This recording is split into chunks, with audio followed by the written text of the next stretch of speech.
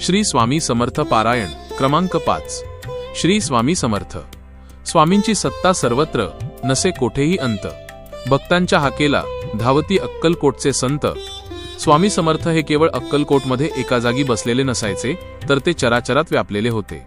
त्यांच्यासाठी स्थळ आणि काळाचे कोणतेही बंधन नव्हते। ते अंतर्यामी होते, म्हणजेच समोरच्या व्यक्तीच्या मनात काय चालले आहे हे त्यांना क्षणात समजायचे।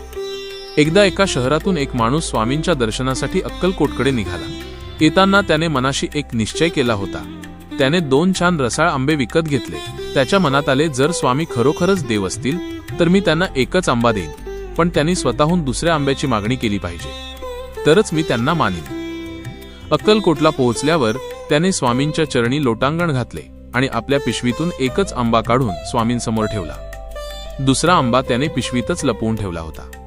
स्वामींनी त्या माणसाकडे रोखून पाहिले आणि मिश्किलपणे हसले। त्यांनी तो एक आंबा हातात घेतला नाही, उलट ते गरजून म्हणाले, अरे मूर्खा, मला परीक्षा कशाला लावतोस? तो पिशवीत लपवलेला दुसरा आंबा कोणासाठी ठेवला आहेस? तोही बाहेर काढ। ते शब्द ऐकताच तो माणूस थरथर कापायला लागला। त्याला आपल्या चुकीची जाणीव झाली। ज्या स्वामींपासून काहीही लपून राहत नाही त्यांची तो परीक्षा घेत होता। त्याने तात्काळ दुसरा आंबा काढला आणि स्वामींच्या चरणी ठेवून क्षमा मागितली। स्वामी शांत झाले आणि मायेने म्हणाले, बाळा, देवाशी कधीही व्यवहार करू नकोस। तू प्रेमाने अर्धा आंबा दिला असतास तरी मी स्वीकारला असता, पण मनात शंका ठेवून अख्खं फळ दिलं तरी ते माझ्या कामाचं नाही।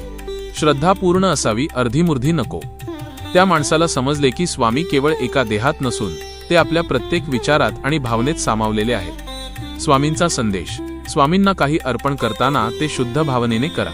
ते तुमच्या वस्तूचे नाही, तर तुमच्या निस्वार्थ प्रेमाचे भुकेले आहेत। मनात शंका आणि शहाणपण न ठेवता शरण जाल तर ते तुमची सर्व संकटे स्वतःच्या अंगावर घेतील। श्री स्वामी समर्थ हे नाव म्हणजे विश्वासाचा आधार आहे। जिथे पूर्ण विश्वास आहे तिथे स्वामींचा निवास आहे। श्री स्वामी समर्थ।